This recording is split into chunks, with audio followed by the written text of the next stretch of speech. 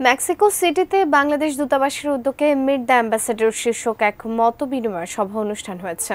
এতে প্রবাসী বাংলাদেশি কমিউনিটির সঙ্গে মতবিনিময় করেন নবনিযুক্ত রাষ্ট্রদূত জনাব মুশফিকুল ফজল আনসারী।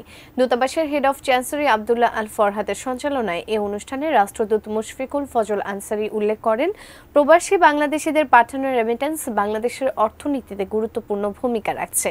তার সময়ে দূতাবাস একটি জনবান্ধব মিশন হিসেবে গড়ে উঠবে বলে প্রতিশ্রুতি ব্যক্ত করেন তিনি। গভীর শ্রদ্ধার সঙ্গে জুলাই গণ অভ্যুত্থানের শহীদদের স্মরণ করে তিনি বলেন, তাদের এই আত্মত্যাগ জাতি কখনো ভুলবে না। অনুষ্ঠানে বাংলাদেশি কমিউনিটির বেশ কয়েকজন সদস্য বক্তব্য রাখেন। এ সময় রাষ্ট্রদূতকে নতুন দায়িত্বের জন্য শুভেচ্ছা ও অভিনন্দন জানান তারা। এই আপনারা যারা মাথার ঘাম পায়ে ফেলে বৃষ্টিতে ভেজে রোদে শুকিয়ে আপনারা যে কষ্টার্জিত অর্থ উপার্জন করেন, আপনারা যারা বাংলাদেশে এই টাকাগুলো প্রেরণ করেন, তাদের অর্থেই কিন্তু বাংলাদেশের অর্থনীতি সমৃদ্ধির পথে।